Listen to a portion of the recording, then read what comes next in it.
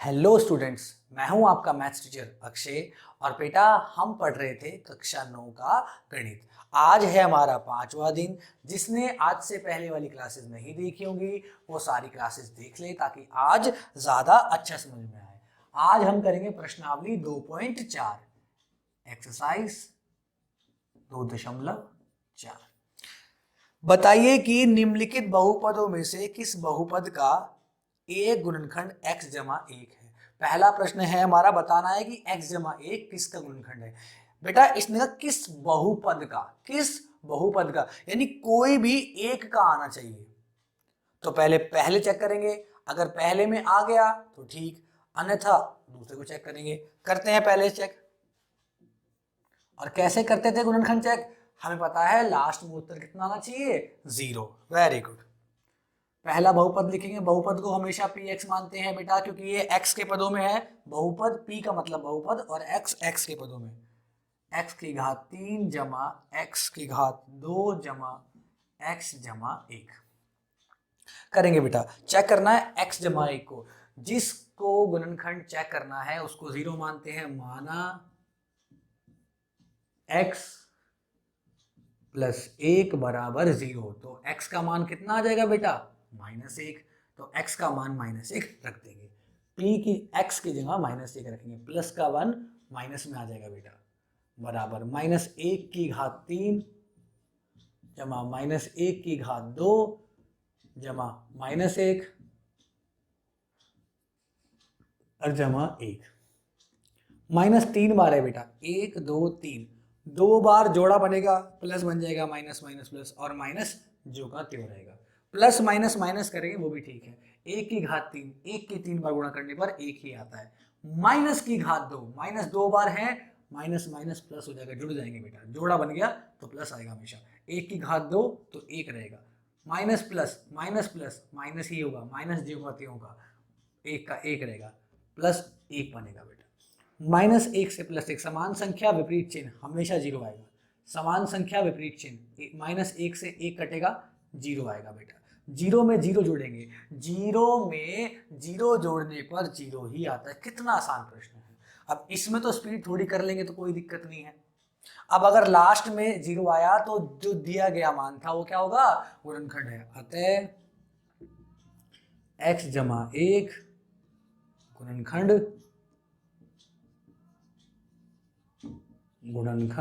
है। इसको आप ऐसे भी लिख सकते हो बेटा, अतः x जमा 1 दिए गए बहुपद का गुणनखंड है। दोनों से एक ही आएगा। और अगर पहले का गुणनखंड आ गया तो इतना क्लियर है, बाकी तीनों का गुणनखंड ये नहीं होगा, पहला ही हमारा मान सही है। अगर यहाँ 0 नहीं आता तो दूसरे में चेक करते, फिर तीसरे भाग में चेक करते, किसी ना किसी एक में 0 आएगा।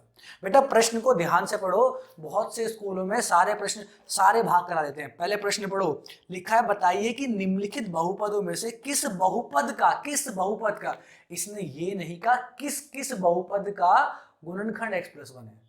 इसमें लिखा है, साफ साफ लिखा है किस बहुपद का गुणनखंड x+1 है। तो किसी भी एक का होगा ना, सबका तो हो नहीं सकता।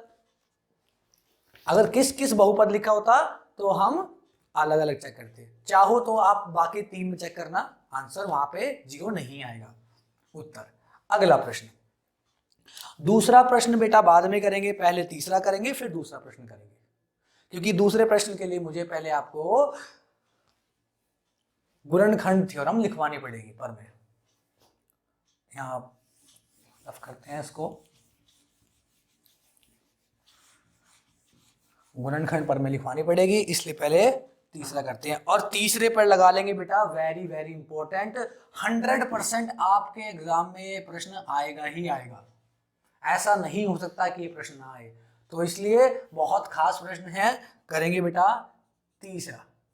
लिखा है k का मान ज्ञात कीजिए जबकि निम्नलिखित स्थितियों में प्रत्येक में x-1 एक गुणनखंड है। x-1 px का अगर गुणनखंड है तो हमें क्या निकालना है बेटा, k का मान निकालना है। समझेंगे, रटेंगे नहीं, बच्चे रट लेते हैं, रटना नहीं है बिल्कुल भी, समझेंगे इस प्रश्न को। पहला प्रश्न है, px बराबर है हमारे पास x की घात 2 जमा x जमा k, और इसमें कह रहा है बेटा कि x-1 इसका एक गुणनखंड है। पूछा नहीं है आपसे कि होगा या नहीं होगा, प्रश्न में साफ साफ कहा है यदि गुणनखंड हो तो। अगर यदि गुणनखंड हो तो इसका मतलब है कि गुणनखंड इसका ये है, तो तब के का मान निकालना है। तो अगर ये गुणनखंड है तो इसको हम 0 मान लेंगे। माना जो गुणनखंड है x माइनस 1 बराबर 0, तो x का मान कितना आएगा, माइनस का 1 बाएं पक्ष से दाएं पक्ष में जाएगा, प्लस का 1 बन जाएगा। प्लस का 1 रखेंगे बेटा, बिल्कुल जैसे अब तक करते आए हैं बिल्कुल वैसे ही क्वेश्चन है। प्लस का 1 रख देंगे, यहाँ भी 1 रख देंगे, 1 की घात 2, यहाँ भी 1 रख देंगे, और यहाँ जमा के x का मान 1, x का मान 1, x की घात 2, 1 की घात 2। इसके बाद बच्चे गलती करते हैं, यहां तक कोई गलती नहीं करता, सबको आता है। समझेंगे रटेंगे नहीं। प्रश्न में क्या कहा था, x माइनस 1 को कहा गया था गुणनखंड, और आपने गुणनखंड कैसे निकालते हो। गुणनखंड हम हमेशा जानते हैं, अगर मैं कहता गुणनखंड है या नहीं है तो आप चेक करते लास्ट में 0 आ रहा नहीं आ रहा है, यानी दिए गए मान का 0 आ रहा नहीं आ रहा है, जो दिया गया मान है वो 0 आ रहा नहीं आ रहा है। और आपने शेषफल प्रमेय से पढ़ा था कि रखने पर, गुणनखंड को रखने पर कितना आता है लास्ट में, 0। यानी कि अब मुझे बताइए, जब मैंने 1 रख दिया यहाँ पर, x की जगह 1 रख दिया, तो ये पूरा किसके बराबर आएगा, 0 के बराबर। और इसके बराबर क्या है, p ऑफ 1, यानी p1, यानी p1 का मान 0 है। ये बात समझेंगे बच्चे, यहाँ 0 नहीं पुट करते, सिंपल सॉल्व करते रहेंगे इसको, 1 की घात 2, 1, 1 और जमा के, और लास्ट में पता नहीं 0 कहां से आ जाएगा। ऐसा मत करना, p1 का मान 0 होगा, क्योंकि दोनों बराबर ही हैं बेटा। यहां जो अगर गुणनखंड है तो शेषफल 0 आता है, और जो शेषफल है ना वो p1 है, नाम जो है p1, इस p1 को ही शेषफल कहेंगे। x माइनस 1 से जब भाग देंगे इसको, आप भाग विधि से देख लेना, जब आप इसको भाग विधि से करोगे, जब x माइनस 1 से भाग देंगे शेषफल 0 आएगा। तो याद रखना है, गुणनखंड जब भी हो तो शेषफल कितना आएगा, 0। और शेषफल कौन होता है, बाएं पक्ष वाला मान। शेषफल कौन होता है, बाएं पक्ष वाला मान, ये बात ध्यान रखेंगे। 0 बराबर 1 जमा 1 2 जमा के, तभी तो ये प्लस का 2 माइनस में जाएगा, प्लस का 2 दाएं पक्ष से बाएं पक्ष में आएगा, माइनस में आ जाएगा, बराबर के ज्यों का त्यों, यानी के का मान आ जाएगा -2। पहले सिंपल बनाएंगे उसे बहुपद से, और पता नहीं समीकरण कहाँ से बीच में आ जाएगी उनकी, तो ये गलती मत करना। बहुत से बच्चे इस x को, इस 0 को लास्ट में लिखते हैं, वो गलती मत करना। अगर किसी ने डीपली चेक करा तो वहां नंबर काट सकता है। नोट करेंगे बेटा। अगला भाग इसका, अगले में भी k का मान निकालना है, 2x की घात 2 जमा kx जमा √2 है, 2x की घात 2 जमा kx जमा √2।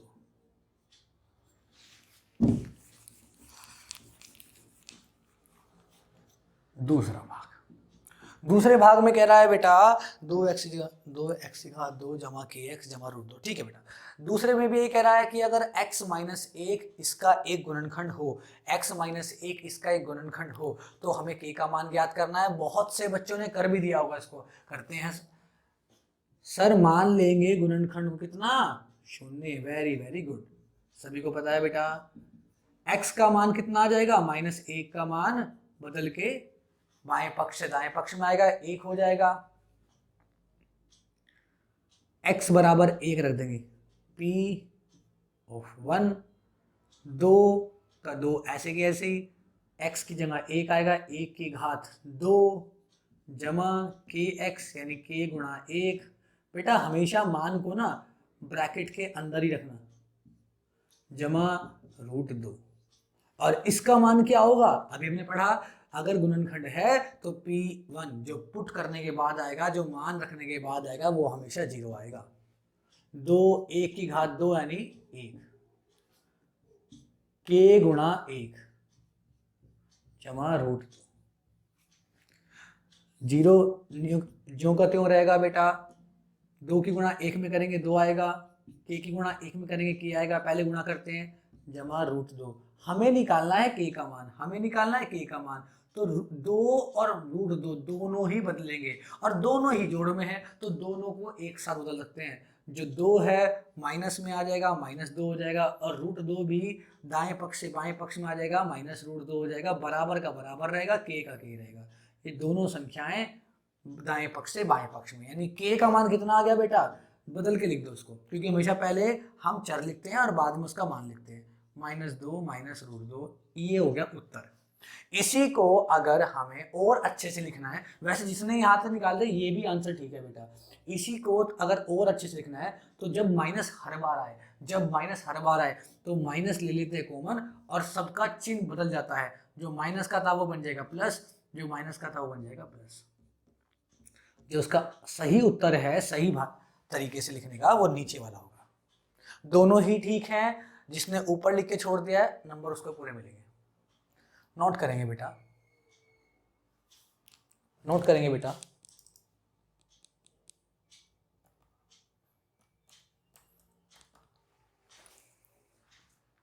मुझे उम्मीद है आपको समझ में आया होगा। अगला प्रश्न करेंगे। अब बहुत से बच्चे यहाँ पे ये भी कह सकते हैं शायद कि सर 2 और √2 को जोड़ा क्यों नहीं? बेटा √2 में √2 ही जुड़ता है, जैसे x में x जुड़ता है, y में y, ऐसे ही √2 में √2 ही जुड़ता है। √2 और 2 को मत घटा देना और ना ही जुड़ेंगे। रूट समान वर्गमूल ही जुड़ते हैं, वर्गमूल 2 में वर्गमूल 2 ही जुड़ेगा, याद रखना इस बात का। तीसरा प्रश्न, तीसरे प्रश्न का तीसरा भाग क्या है? तीसरा भाग बेटा kx की घात 2 माइनस √2x जमा 1, kx की घात 2 माइनस √2x जमा 1, और यहाँ भी हमें x माइनस 1 से ही चेक करना है। ये हमारा x के पदों में बहुपद होगा तो इसलिए px कहलाएगा। कैसे बेटा मानेंगे? सेम देखो, बाकी प्रश्न जब देखो मेरी मजबूरी है कि मैं सारा प्रश्न कराता हूँ, क्योंकि पता नहीं कौन सा बच्चा किस प्रश्न में कंफ्यूज होता है। मैं नहीं चाहता कि यहाँ पढ़ने के बाद आपको किसी भी ट्यूशन क्लास की जरूरत पड़े। मैं चाहता हूँ कि आपका जो कीमती समय है, कीमती मनी है, वो बचे। तो इसीलिए पर आपको खुद भी प्रैक्टिस करनी है, तो बेटर ये है अगर एक क्वेश्चन मैंने कराया उस जैसे जितने भी क्वेश्चन है आप पहले प्रैक्टिस करो वीडियो पॉज करके, और फिर देखो कि आपने ठीक किया है नहीं किया है, आगे चेक भी करो उसको साथ साथ। पर बेटा मैं यहाँ पर सारे ही प्रश्न कराऊंगा। माना x माइनस 1 बराबर 0, पता नहीं किस बच्चे को कहाँ डाउट आ जाए, ठीक है ना। यहाँ देखो मैं x बराबर कितना आएगा बेटा, माइनस का 1 प्लस में आएगा +1, और मैं आपके सामने तो नहीं हूं जो मैं देख लूं कि आपने कहाँ गलती करी है, या मैं आपका होमवर्क चेक कर लूं, तो इसलिए मुझे सारे प्रश्न कराने पड़ेंगे। पर आप कोशिश करेंगे आधे प्रश्न आप खुद करें।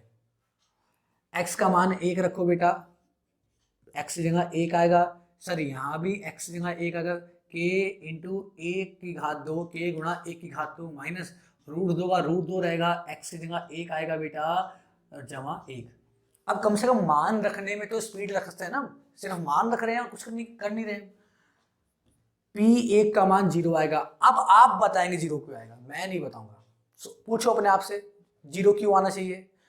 जिन बच्चों ने ये कहा है कि सर गुणनखंड है और गुणनखंड पे लास्ट में 0 आता है इसलिए इसका मान 0 आएगा, वो बिल्कुल सही है। यानी गुणनखंड है तो शेषफल 0, गुणनखंड है तो शेषफल 0। अब मान की जगह शेषफल बोलना भी शुरू करो उसको, ठीक है ना। तो गुणनखंड 0 है तो शेषफल कितना होगा 0, सॉरी गुणनखंड है तो शेषफल 0 होगा। k गुणा 1 की घात 2 का मतलब 1 होगा, माइनस √2 गुणा में 1 होगा बेटा, कोई चिन्ह नहीं है मध्य में तो 1 होगा जमा 1।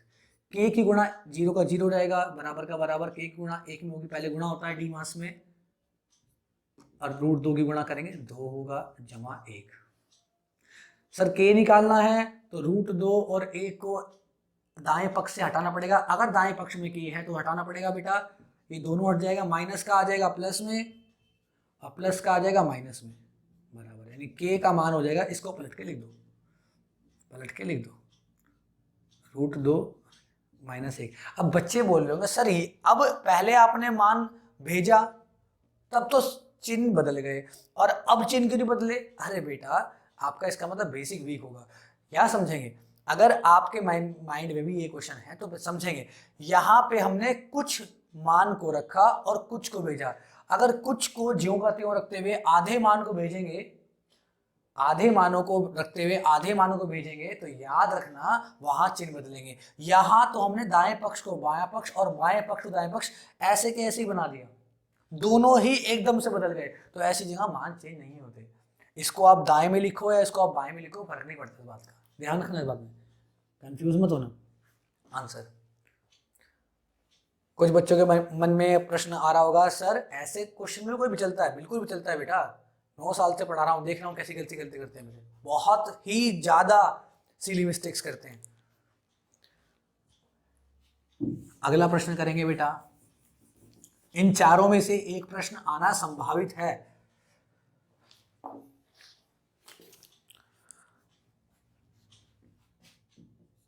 तीसरे का चौथा, पी एक्स बराबर दिया है बेटा कि एक्स की घात 2 माइनस 3x जमा के। यहां भी बेटा x माइनस 1 से ही चेक करना है। मेरे करने से पहले सारे बच्चे कर लेंगे, फिर चेक करेंगे, वीडियो पॉज करके करेंगे और उसके बाद वीडियो ओपन करके दोबारा देखेंगे, वीडियो प्ले करके। पी एक्स माना x माइनस 1 बराबर 0, वेरी गुड, x बराबर 1, इतना समझ में आ गया होगा, बार बार तो बोलने की जरूरत नहीं हमें इतनी। तो x जगह 1 रखेंगे, यहाँ भी 1 आ जाएगा, यहाँ भी 1 आ जाएगा और 3 के बाद भी 1 आ जाएगा, 3 गुणा 1। हमेशा मान ब्रैकेट के अंदर ही रखते हैं कि 1 की घात 2 का मतलब 1 होगा, गुणा 1 आएगा, माइनस 3, मध्य में कोई चिन्ह नहीं है, इसका मतलब गुणा है, जमा के की गुणा 1 में करेंगे तो के आएगा। अब बेटा आप सोचोगे इतनी स्पीड कैसे कर दी, एकदम से स्पीड नहीं करी है, ये प्रश्न सेम है बिल्कुल, कुछ है ही नहीं अलग इसमें, बस के की 3 की जगह 2 आ गया, 2 की जगह 3 आ गया, बदल रहा है। माइनस 3 की गुणा 1 में होगा 3 आएगा बेटा, और जमा के जो का त्यों रहेगा। कुछ भूल गए हम? आप बताएं क्या बोले?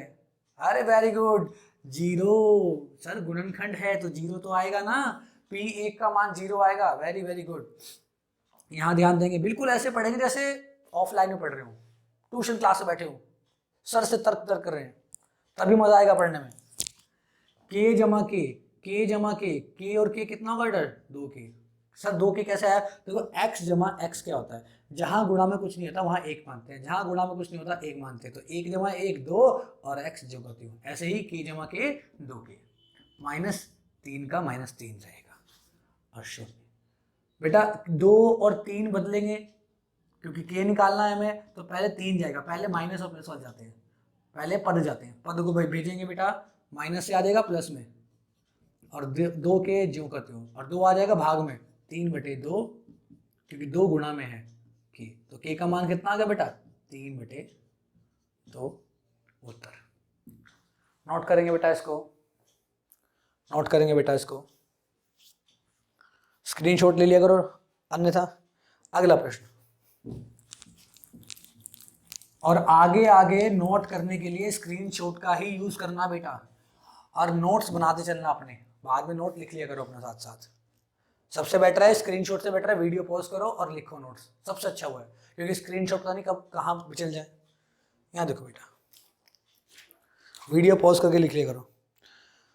अब आया दूसरा प्रश्न, दूसरे प्रश्न में क्या, गुणनखंड प्रमेय लागू करके बताइए। अब गुणनखंड प्रमेय कह रहा है बेटा, ये लागू करके बताइए कि निम्नलिखित स्थितियों में प्रत्येक स्थिति में gx px का गुणनखंड है या नहीं है। जो gx है, जो दूसरे वाला मान है, वो पहले वाले मान का गुणनखंड है या नहीं है। सर गुणनखंड के लिए तो हमारे पास शेषफल प्रमेय भी थी, जिसमें से x का मान निकाल के रखते थे, सबसे आसान थी ये तो, लास्ट में 0 आया तो हाँ वरना ना, पर यहाँ पे गुणनखंड प्रमेय है। अब गुणनखंड प्रमेय क्या होती है वो भी समझना है। हमने भाग विधि देख ली, सिंपल भाग करके भी देख लिया, पिछली क्लास में सिखाया बेटा, यहाँ भी सीखोगे। प्रश्न संख्या 5 में दोबारा सीखेंगे, जिसने पहले नहीं सीखा कोई बात नहीं, प्रश्न संख्या 5 में सीख लेंगे। हमने मध्य पद की विभाजन वाली विधि सीख ली, हमने गुणनखंड विधि भी हमने शेषफल प्रमेय भी सीख लिया। अब हमारी है गुणनखंड प्रमेय। अब हमारी कौन सी है बेटा? गुणनखंड प्रमेय। पहले गुणनखंड प्रमेय समझेंगे, और अधिकतर बच्चों को 80% बच्चों को पता ही नहीं होती गुणनखंड प्रमेय होती क्या है, ठीक है ना। तो गुणनखंड प्रमेय लिख लेंगे, गुणनखंड पहले, गुणनखंड परमेय। बेटा हमेशा मैं सोचता हूं कि जितने भी आपके प्रश्न हैं, जितने भी आपकी परमेय हैं जो कठिन है समझने के लिए, उसे अपनी भाषा में लिखवा दो। जितने भी आपके प्रश्न हैं, जितने भी आपकी परमेय हैं जो कठिन भाषा में, उसे अपनी भाषा में लिखवा दूं। और मैथ्स को किसी भी तरीके से करो, उत्तर मेन है आपका प्रश्न सही तरीके से होना चाहिए, बस तरीका सही होना चाहिए, किसी तरीके से करो। इसी प्रकार से जो इसकी परमेय है वो मैंने अपनी शब्दों में लिख रखी है ताकि आपको अच्छे समझ में आए। तो कैसे लिखेंगे बेटा, किसी बहुपद के अचर पद, समझाऊंगा फिर इसे, पहले लिख लेंगे। किसी, परमेय लिखना जरूरी है बेटा, परमेय लिखना जरूरी है। किसी बहुपद के अचर पद, अचर पद के सभी गुणनखंडों के, जैसे मैं लिखवा रहा हूं ऐसे ही लिखेंगे, इसी तरीके से समझ में ज्यादा अच्छा आएगा। कि और आप खुद कंपैरिजन कर लेना जो आपकी बुक में लैंग्वेज लिखी हुई है, जो आपकी बुक में भाषा लिखी हुई है इसकी, और ये परिभाषा जो है दोनों से मैच कर लेना कि सभी गुणनखंडों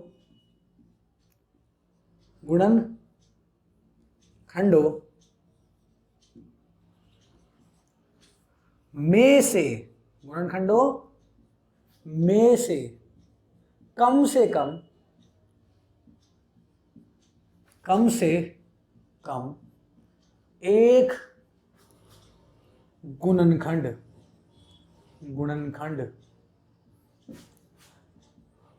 दिए गए बहुपद का शून्यक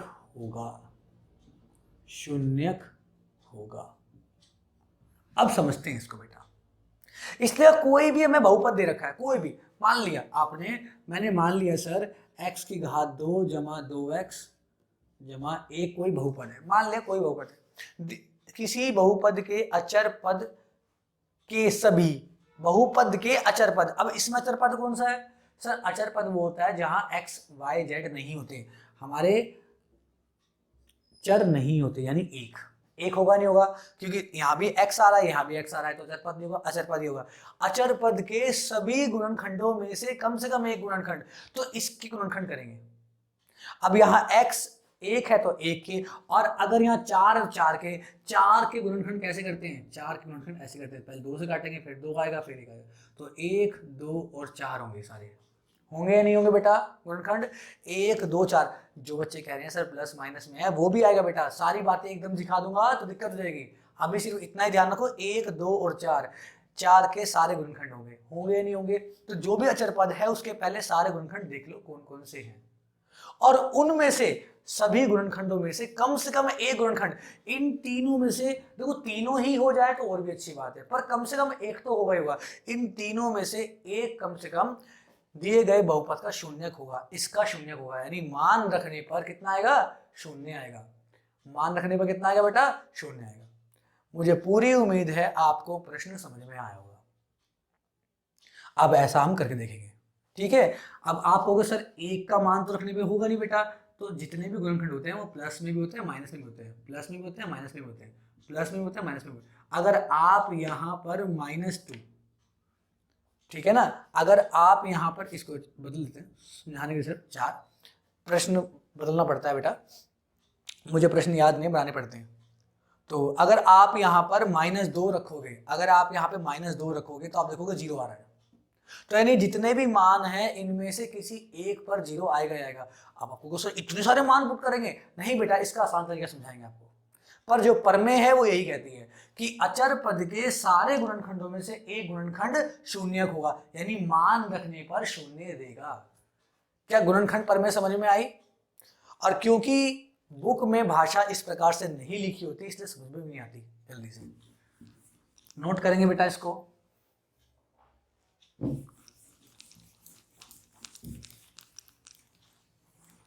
अब करते हैं क्वेश्चन। इसी वजह से दूसरा प्रश्न बाद में कराया था मैंने कहा इसको आराम से कराएंगे बाद में। और वैसे दिया गया जो प्रश्न है वो हमेशा शेषफल पर में से करना, अगर नहीं लिखा है, अगर लिखा है गुणनखंड पर में से करो तो कर देना, अन्यथा शेषफल पर में सबसे आसान है। दूसरे का पहला क्या लिखा है बेटा, px बराबर है सर 2x की घात 3 जमा x की घात 2 माइनस 2x माइनस 1, और gx बराबर है सर x जमा 1। ठीक है ना, gx बराबर है x जमा 1। कह रहा है कि चेक करना है गुणनखंड पर में से कि gx px का गुणनखंड है, gx px का, तो बहुपद क्या हुआ, px हुआ बेटा। कौन सा भाज्य हुआ, px हुआ, तो भाज्य के देखते हैं हम। ठीक है ना, बड़ा बहुपद। अब देखेंगे px में अचर पद क्या आया, 1 आया, माइनस का 1 हो या प्लस का 1 हो, दोनों के समान ही आएंगे बेटा, तो 1 आया। अब बताइए 1 के गुणनखंड क्या होंगे, सर 1 का गुणनखंड 1 ही होता है, तो पहले लिखेंगे 1 के सभी गुणनखंड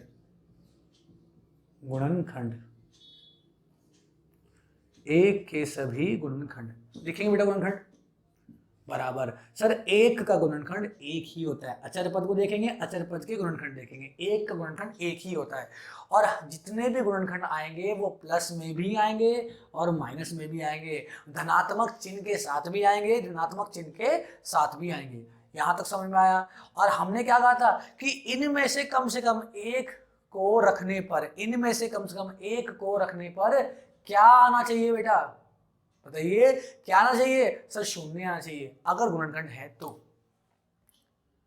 इतना समझ में आया। तो एक बार इसका मान 1 रखेंगे और एक बार -1 रखेंगे। यहां तक समझ में आया या नहीं आया? ये तरीका तो था जो नॉर्मल बच्चे करते हैं, पर हम ऐसा नहीं करेंगे, थोड़ा और आसान करेंगे। हम क्या करेंगे, थोड़ी समझेंगे शेषफल पर में से। अगर इनमें से गुणनखंड है या नहीं है, हमें चेक तो x प्लस 1 को करना है ना, 0 कुछ भी है, पर चेक करना है हमें x प्लस 1 को। पहले x प्लस 1 से चेक कर लो कि x प्लस 1 से x का मान आ कितना रहा है। x प्लस 1 बराबर 0, तो x का मान आ रहा है -1। तो कितना इजी, हम प्लस 1 रखेंगे ही नहीं, जब हमें पता है कि हमें x प्लस 1 चाहिए और x प्लस 1 के लिए x का मान -1 होना चाहिए, तो हम प्लस 1 रखे क्यों, दिखाने के लिए लगा रहे हैं गुणनखंड पर में। पर इस प्रश्न को किससे कर देंगे, शेषफल विधि से। कितना आसान, तो -1 पुट कर दो, तो +1 नहीं देखना। अभी आप कहोगे सर ये तो बड़ा बैठ गया, नहीं बेटा, जब अगला प्रश्न कराऊंगा ना तब पता लगेगा कि जो हमारा मेथड है कितना आसान है। तो -1 पुट करेंगे बेटा, -1 रख दो, x लेना -1, 2 यहाँ भी -1 रख देंगे, -1 की घात 3 जमा -1 की घात 2। समझ में आ रहा होगा बेटा आपको, -2 और x -1 रखेंगे बेटा, और -1। यहां तक कोई दिक्कत, 2 पहले प्लस माइनस देखते हैं बेटा, -3 बार आ रहा है, 1 2 3, यहां जोड़ा बन जाएगा तो केवल माइनस बचेगा बेटा, -2, और दोनों के बीच में कोई साइन नहीं है बेटा, माइनस है ब्रैकेट के अंदर, ब्रैकेट के बाहर नहीं है, ब्रैकेट और 2 के मध्य कोई चिन्ह नहीं है, कोई चिन्ह नहीं है, तो गुणा आएगा। तो -1 की घात 3 करने पर 1 ही रहेगा, 1 की गुणा कितनी बार भी करो 1 ही आएगा। -2 बार है बेटा, प्लस बन जाएगा, जोड़ा हो जाएगा, -2 बार है प्लस बन जाएगा, 1 की घात 1 रहेगा, -2 बार है, जोड़ा हो जाएगा, माइनस माइनस प्लस, 2 की गुणा 1 में हो जाएगी बेटा, और -1। पहले गुणा करते हैं, 2 गुणा 1 1, 2 गुणा 1 2, 2 एकम 2 जमा 1, 2 एकम 2 और -1। अब देखो समझेंगे ध्यान से, माइनस का 2 है प्लस का 2 है, क्या कट जाएंगे आपस में, कितना आएगा 0, प्लस का 1 है माइनस का 1 कट जाएंगे आपस में 0, और हमें 0 ही लाना था, हमें 0 ही लाना था। 0 आए या ना आए, आपको मान केवल -1 का रखना है। यहां तक समझ में आया या नहीं आया? तो अगर 0 आया तो पक्का है जो हमारा था, जो हमने मान रखा है वो क्या होगा बेटा, x का मान 0 होता है, गुणनखंड नहीं होता। बहुत से बच्चे कह रहे हैं गुणनखंड होगा, गुणनखंड नहीं होता, 0 होता है। x का मान 0 है और 0 से गुणनखंड आता है, तो क्या लिखेंगे, हमने किस पे 0 चेक करा, -1 पर, ठीक है ना। तब x का x बराबर -1, एक शून्यक है। तो x बराबर -1 शून्यक होगा नहीं होगा? और अगर x बराबर -1 शून्यक है तो देखेंगे x बराबर -1, और मैंने आपको शून्यक से गुणनखंड निकालने सिखाए हैं रैखिक।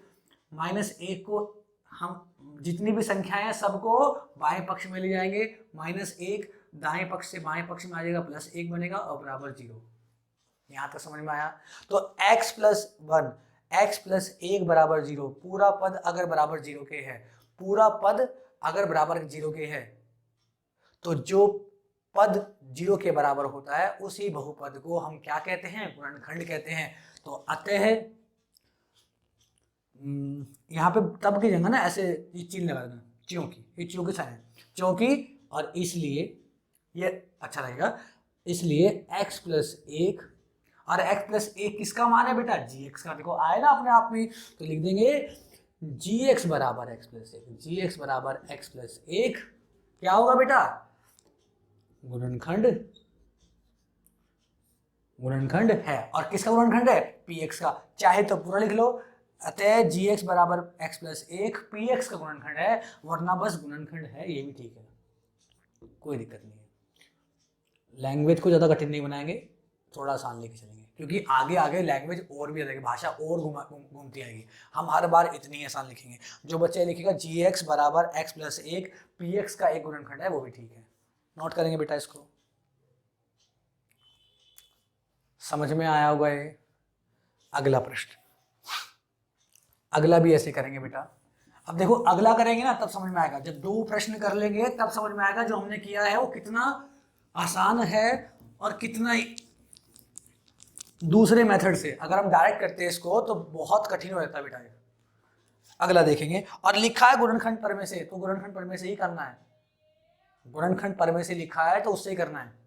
अगर ना लिखा था तो आपकी इच्छा थी आप शेषफल प्रमेय से कर लेते, और वैसे भी शेषफल लगा रहे हैं, दिखा गुणनखंड रहे हैं, लगा शेषफल ही रहे हैं। दूसरा भाग, px बराबर दे रखा है बेटा x की घात 3 जमा 3x की घात 2 जमा 3x और जमा 1।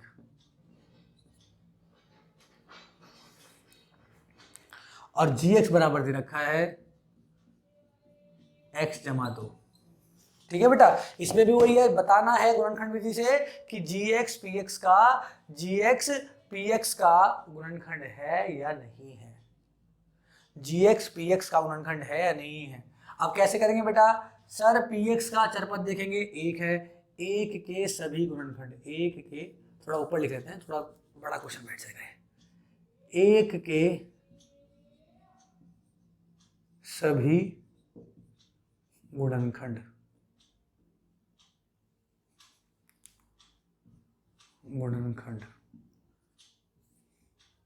ठीक है, बराबर कितना होगा? 1 के गुणनखंड 1 ही होते हैं, पर सर प्लस माइनस में लिखेंगे।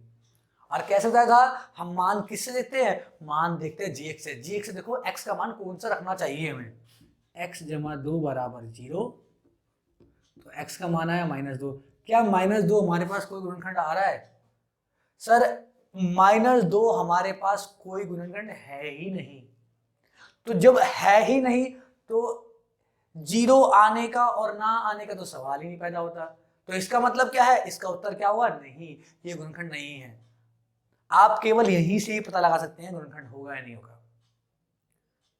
अगर -2 इसमें आता तो हम रख के भी देखते, पर -2 आ ही नहीं रहा है तो रखने की जरूरत भी नहीं पड़ेगी, और इसका मान, इसका उत्तर क्या होगा? नहीं। अगर ये ऑप्शनल क्वेश्चन में आता है आपके कि 4 में से कोई एक सही है तो डायरेक्ट लगा देना, पर बेटा थ्योरेटिकल क्वेश्चंस के लिए, लिखने वाले क्वेश्चंस के लिए लिखना पड़ेगा। और जब ऐसी बात, ऐसा मान आए कि नहीं उत्तर आ रहा हो तो सारे ही मान रखने आपको पड़ेंगे। जब मैच ना करे, -2 इसमें हो जाता तो सीधा पुट कर देते, पर -2 इसमें है ही नहीं तो हम मान को नहीं रख सकते। हमें एक भी रख के देखना, लगाना पड़ेगा, और -1 भी, हमें एक भी रख के देखना पड़ेगा और -1 भी, और दोनों पे बेटा आएगा ही नहीं है, ठीक है ना, उत्तर आएगा नहीं, पर फिर भी दिखाना पड़ेगा करके। तो करते हैं, पहले 1 रखते हैं, क्योंकि लिखित में तो करना ही पड़ेगा।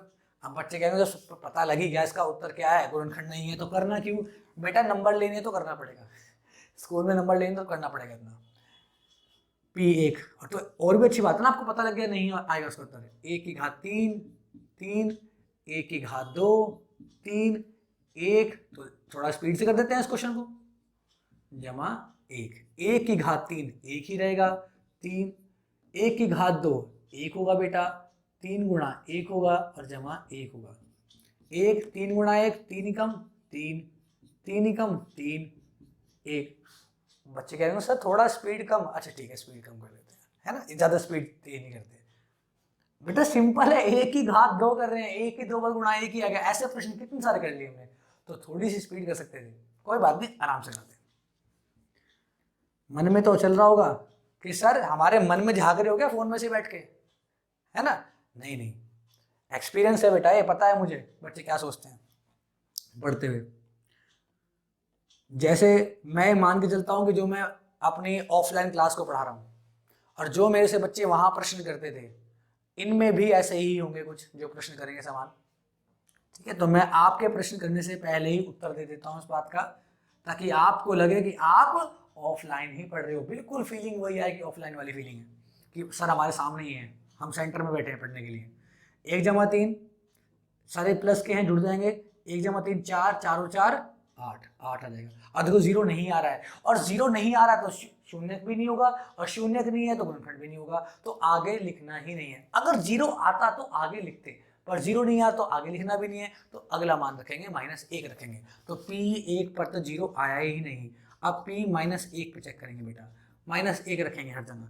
-1 की घात 3 जमा 3 -1 की घात 2 जमा 3 -1 और जमा 1। -3 बार है, माइनस रहेगा, बहुत बार करा चुके हैं प्रश्न।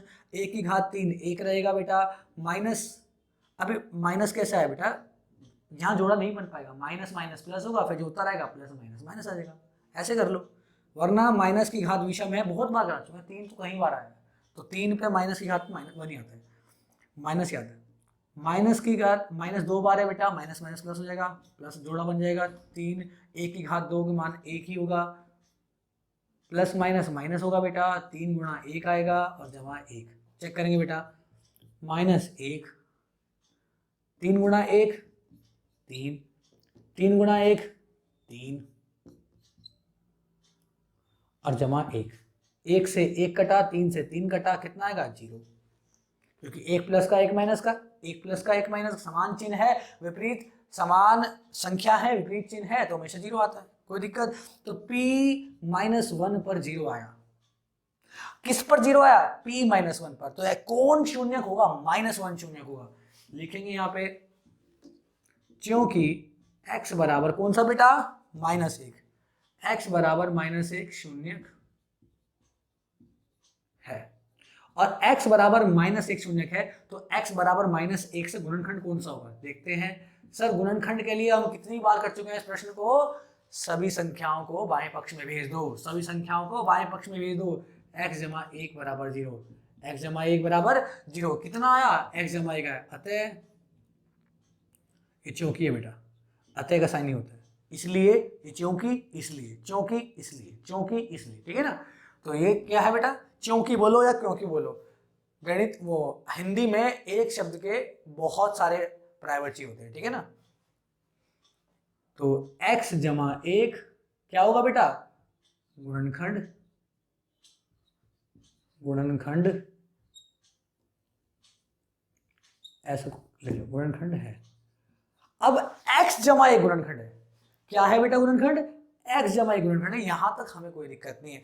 x जमा 1, क्या gx का मान x जमा 1 है, नहीं, gx का मान है x जमा 2, x जमा 1 तो गुणनखंड होगा, x प्लस 1 तो गुणनखंड होगा, पर x प्लस 2 गुणनखंड नहीं होगा, अतः gx गुणनखंड, gx को लेते हैं, gx px का, px का, gx px का गुणनखंड नहीं है। समझ में आया या नहीं आया बेटा, x प्लस 1 तो गुणनखंड होगा, पर gx का मान x प्लस 2 है, x प्लस 1 नहीं है, तो x प्लस 2 तो कहीं भी नहीं आया ना इसमें, और x प्लस 2 नहीं आया तो gx गुणनखंड नहीं होगा। नोट करेंगे बेटा, यहां तक नोट करेंगे बेटा। अगला प्रश्न, अगला भाग करेंगे।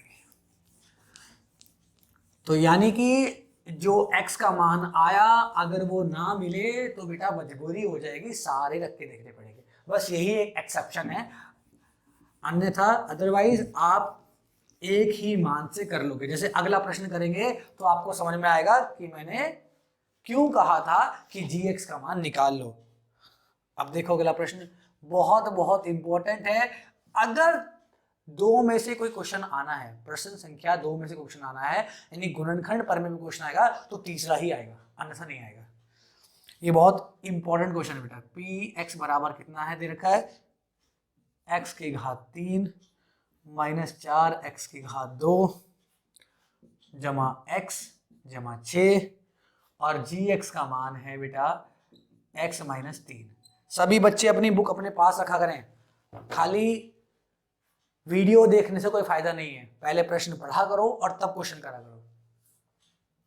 करेंगे बेटा, सर वही गुणनखंड पर में से करना है तो px का जो अचर पद है, बहुपद का जो अचर पद है उसके गुणनखंड देखो। 6 के गुणनखंड क्या होंगे, 6 के गुणनखंड, 6 के सभी गुणनखंड। बहुत से बच्चों को तो गुणनखंड निकालने भी नहीं आते होंगे सारे बेटा, मैं एलसीएम की बात नहीं कर रहा हूं, आपने जो ये करा है ना 6 ऐसे निकालते हो गुणनखंड, 6 को 2 से काटा 3 आएगा, 3 से काटेंगे 1 आएगा, हर बार भाग करते होंगे और इससे डायरेक्ट गुणनखंड आ जाते होंगे। हर बार ये काम नहीं करता, उसमें बाद में पेड़ बनाने पड़ते हैं। अगर मैं आपको कह दूं 48 के सारे गुणनखंड करो तो आपका मान ठीक नहीं आएगा। अभी जब मैं क्वेश्चन कराऊंगा ना बेटा 5वें का तीसरा, तब समझ में आएगा आपको ये बात। हर बात पढ़ाएंगे आपको यहाँ बेसिक से बिल्कुल, पर हाँ छोटी संख्याएं हो, छोटी संख्याओं में सीधा आ जाए, कोई दिक्कत नहीं है। तो गुणनखंड कितने आएंगे, 1 भी आएगा, 2 भी आएगा, 3 भी आएगा और 6 भी आएगा। जितने भी मान आ रहे हो सारे होते हैं गुणनखंड। तो यानी कितने आएंगे, 1 2 3 और 6। समझ में आया या नहीं आया, इसको अच्छे से लिख देते हैं एक बारी और, 1 2 3 6, ये 6 के गुणनखंड होंगे। और मैंने क्या बताया था बेटा, गुणनखंड जोड़ और घटा दोनों में होते हैं, यानी प्लस में और माइनस में दोनों होंगे, प्लस में और माइनस में दोनों होंगे, प्लस और माइनस। तो इसका मतलब कुल मिला के गुणनखंड कितने हो गए, देखो सर 4 प्लस के हो गए 4 माइनस के हो गए, 4 प्लस के हो गए 4 माइनस के हो गए। समझ में आया या नहीं आया, यानी हमारे पास 8 गुणनखंड आ चुके हैं, किसके, 6 के। तो 6 के कितने गुणनखंड होते हैं, 6 के 8 गुणनखंड होते हैं। अब इन 8 में से कोई एक होना चाहिए जो हमारा उत्तर होगा। अब क्या आप 8 पुट करोगे, क्या आप 8 का मान रखोगे, नहीं। अगर हमने शॉर्टकट मेथड से नहीं सीखा होता तो हम सारे मान रखते और ये प्रश्न बहुत लंबा बैठ जाता। तो हम क्या करेंगे, पहले gx से चेक करेंगे बेटा, शेषफल परमेय से चेक करेंगे, x माइनस 3 को gx को 0 मानेंगे और चेक करेंगे x बराबर 3 पर चेक करना है, क्या यहाँ 3 मिल रहा है, अरे वाह प्लस का 3 मिल गया। और अगर प्लस का 3 मिल गया तो हमें कुछ सोचना नहीं है, बस 3 ही पुट करना है, इसके अलावा कुछ नहीं। दिखाने बेटा सारे पढ़ेंगे क्योंकि क्वेश्चन में लिखा है गुणनखंड परमेय से, तो जो गुणनखंड परमेय का जो बेसिक स्टेप है, जो पहला नियम है, वो आपको फॉलो करना पड़ेगा। करते हैं बेटा, तो केवल हम 3 को रखेंगे, केवल हम 3 को रखेंगे। क्या आसान हो गया, रखो 3 को, x के 3 रखेंगे बेटा, यहां भी 3 की घात 3 की घात 3 माइनस 4 x की घात 2 3 की घात 3 3 की घात 2 x की घात 2 3 की घात 2 जमा x की घात 3 रखो बेटा और जमा 6 3 की 3 बार गुणा 27 आता है बेटा। देखो कैसे आता है, 3 गुणा 3 3 तिया 9 गुणा 3 9 तिया 27, तो कितना है बेटा 27 माइनस 4 गुणा 3 की 2 बार गुणा 3 तिया क्या होता है 9 आएगा, जमा 3 और जमा 6। देखते बेटा 27 माइनस 9 चौक 36 जमा 3 और 6 9, जोड़ हमेशा प्लस के साइन पहले जुड़ते हैं, ठीक है ना, समान चिन्ह हमेशा जुड़ते हैं। 27 भी प्लस का है, 9 भी प्लस का है, जुड़ जाएगा बेटा, कितना आ जाएगा 36 और -36। यहां तक समझ में आया नहीं है? और 36 - 36 कितना हो जाएगा 0। 36 - 36 कितना हो जाएगा 0। यहां तक समझ में आया या नहीं आया? हमने कहीं गलती करी है क्या बेटा? -4x नहीं, ठीक है, मैं एक बार मान देख लूँ, मान ठीक रखा है ना मैंने? x की घात 3 -4x की घात 2 जमा x जमा 6, ठीक है बिल्कुल ठीक, कोई दिक्कत नहीं, कोई भी समस्या नहीं है हमें, ठीक है। यहाँ तक समझ में आया या नहीं आया बेटा? मुझे पूरी उम्मीद समझ में आ गया होगा। और अगर 0 आया तो x का मान, जो मान रखते हैं वो शून्य होता है, और जिससे वो मान आता है वो गुणनखंड होता है। तो क्योंकि x बराबर 3 शून्यक है, ठीक है बेटा, x बराबर 3 क्या है? शून्यक है, इसीलिए क्योंकि 3 पर ही 0 आया तो 3 शून्यक होगा। और 3 किससे आया था? 3 किससे आया था? देखो चेक करो, x बराबर 3, अगर गुणनखंड निकालना है तो सभी को एक साइड भेज दो, x - 3 बराबर 0, प्लस का माइनस मैंने, अगर बराबर में 0 है तो इसका मतलब वो गुणनखंड है। gx बराबर gx px का गुणनखंड, ये समझ में आया नहीं आया? चलो अगर एग्जाम टाइम में भूलते हो तो फिर एक काम करो, gx बराबर x - 3 लिख लो, अब तो नहीं भूलोगे? Very good. तो gx बराबर x - 3 गुणनखंड, अब ठीक है, गुणनखंड है। और बच्चे चाहें तो इसको ऐसे भी लिख सकते हैं, अतः gx px का गुणनखंड है। मैं px को इसलिए नहीं लिख पाता बेटा, जब मैंने बच्चों की कॉपी चेक करी तो बच्चे बिचल जाते हैं, वो क्या काम करते हैं, gx को लिखते नहीं है, px लिखते हैं, अतः px गुणनखंड है, कुछ भी कर रहे हैं। तो मैं दो संख्याओं को एक साथ लाके कंफ्यूजन नहीं करना चाहता। ओके बेटा, आज के लिए इतना ही, मुझे पूरी उम्मीद है आपको समझ में आया होगा। अब पूरी मेहनत से प्रैक्टिस करेंगे और अब हम बाकी के प्रश्न अगली क्लास में करेंगे।